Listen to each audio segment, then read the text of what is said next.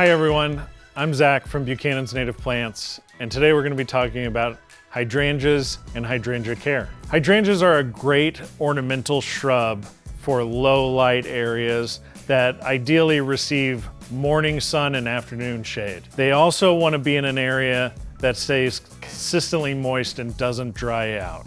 There are a lot of different varieties of hydrangeas, some native, some not. The native oak leaf hydrangea has a white conical bloom that blooms in late spring, early summer. Other varieties of more traditional hydrangeas bloom in spring, and some can bloom through summer into fall. Those flowers will range in color from white to pink to even blue. One of the most common questions we get regarding hydrangeas is, how do I get my flowers to be blue? And the way to get blue flowers is by lowering the pH of the soil or raising the acidity of the soil.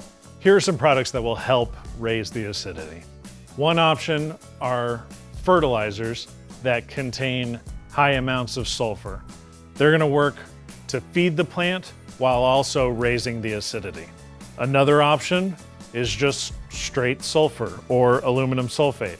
Both of these are not going to feed the plant, but they will raise the acidity of the soil. And finally, we've got compost that will help improve the soil and enrich the soil while also containing sulfur to help acidify the soil. Something to keep in mind about hydrangeas is that in the winter, they will go dormant and lose their leaves. You may even get some fall color on native oak leaf hydrangeas, but once spring comes, they'll start to leaf out and be ready to bloom in late spring, early summer. If you have any other questions about hydrangeas, please call or stop by.